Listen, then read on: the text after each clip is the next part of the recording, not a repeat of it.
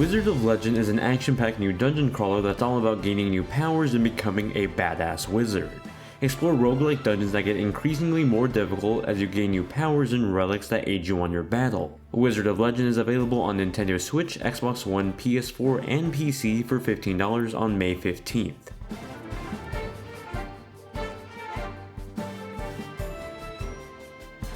Wizard of Legend starts with a trip to the Wizard Museum.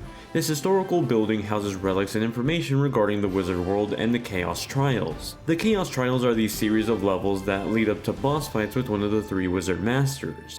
Those of you that complete the trials earn the insignia of Legend, and it's the same insignia in the museum that transports you into the world of wizards. Now you find yourself competing in these very same trials. Equipped with your arcanas and relics, you'll have to do your best to survive and become a Wizard Master. While the narrative isn't the greatest story, I found the world to be incredibly interesting and entertaining. You start off as a simple bystander in the museum, only to become this insanely powerful wizard. The world of fantasy is only further sold off by the action-packed and addicting gameplay.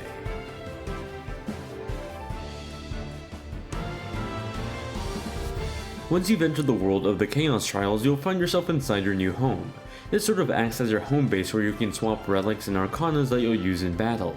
By default, your character will have 4 attacks: a dash, a basic slash, and a medium and special attack. These attacks are attached to the face buttons on your controller and are called arcanas. Arcanas are almost like spells that you can use. They come in the form of cards that you can buy in the city. Relics, on the other hand, are items that give you stat modifications. These fall into 3 categories: defense, office, and miscellaneous. They can do anything from raise your defense, make your attack stronger, or give you more money when you defeat an enemy.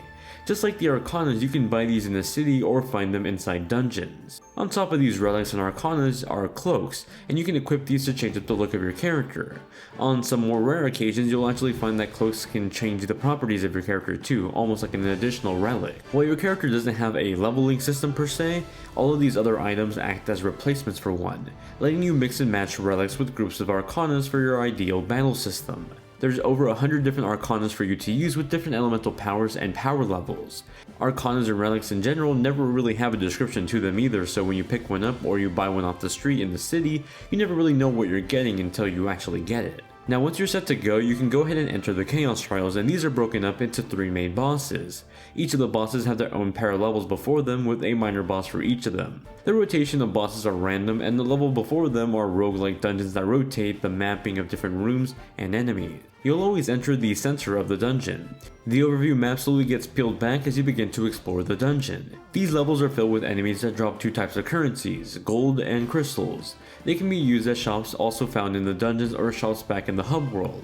The shops and dungeons typically sell things like relics that can stack on top of your default relic, or extra arcanas that can be added to your collection temporarily for this playthrough. That's really the formula for this game and how the game progresses. You collect money in these dungeons that are then used to buy new relics and arcanas in that same dungeon before hitting the boss for that level you're in. You can also choose to just save up your money and continue on. Probably save that money to buy a health potion in the future if you need one, or just buy something from the city hub once you die and restart your playthrough. You really do have to strategize how you want to go forth on your adventure to take on the big 3 bosses.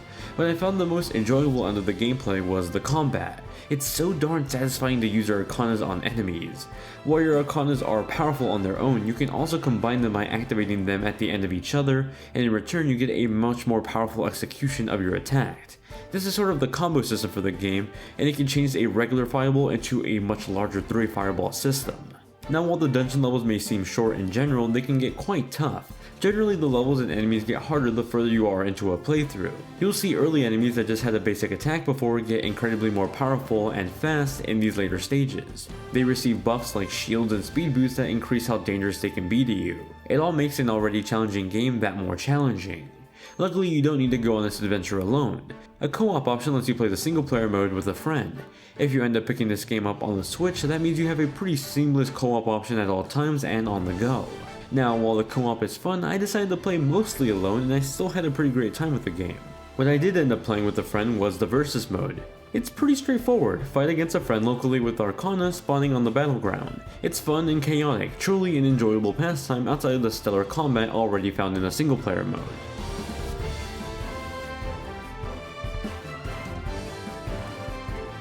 Wizard of Legend has a lovely and charming pixel art style to it that's simple yet pleasant to look at. Being a roguelite dungeon crawler, you spend a lot of time in these dungeons themed after one of the certain elements, earth, fire, or water.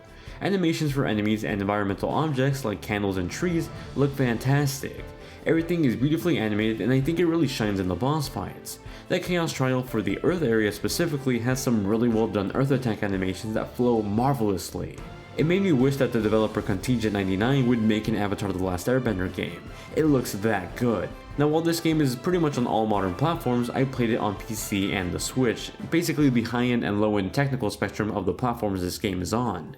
On my PC with the GTX 970 and i7 4790K, not once did I experience any frame rate drops. On the Switch, that wasn't the case though. The Switch version in particular looks like the game runs at 720p both dock and undocked. That's based on the comparison of sharpness between the Switch version and the 1080p PC version.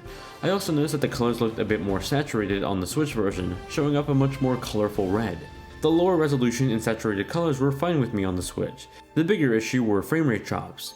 Frame rate drops would happen when more enemies were on screen along with bigger attacks. I noticed specifically in the museum scene when you fight one of the blob enemies, it makes the Switch chug a bit. That's really the trade-off you have to make if you want to play this game on the go. It's still the same great game on other platforms, just now portable with the Switch, but the weaker tech in the Switch does show a little bit with this title.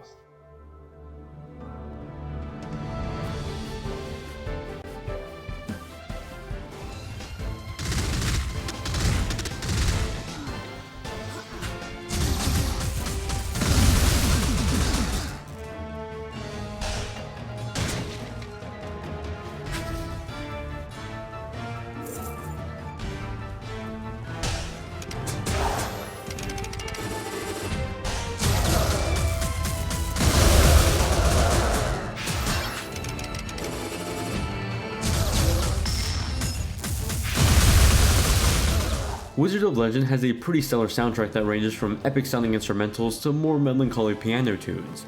It varies on dungeons you're exploring and the enemies you're fighting. While the more epic sounding battle music was nice, I really appreciated the more melancholy toned piano tracks.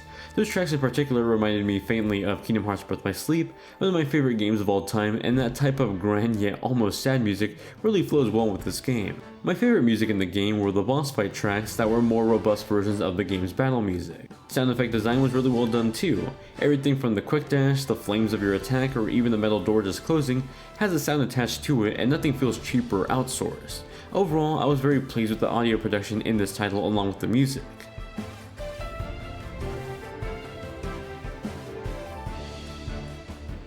I went into Wizard of Legend not knowing what the game or its gameplay was about. With really just a glance at some screenshots in mind, I went blind into this game and came out pleasantly surprised with one of my favorite indie games in recent time. While roguelike games are in abundance lately, this game uses the system well with an interesting progression system that keeps you wanting to replay the game to get more powerful. While there are issues with the Switch version in particular, I don't think the tech issues ruined the experience, and I still found the game to be fun to play whether I was playing alone or with a friend. I think for the price tag it's well worth it, especially with the amount of fun I've had with this game and the versus mode I'm going to continue playing even after doing this review. That does it for my review of Wizard of Legend for the Nintendo Switch, Xbox One, PS4, and PC. If you have any questions about the game or games that are coming out in the future that you want me to review, let me know in the comment section down below. If you enjoyed the video, then please give it a thumbs up, share it with your friends, it helps other people find the channel and I really do appreciate it. Thank you all very much for watching, hope you guys have a great day, and I'll see you all in the next one.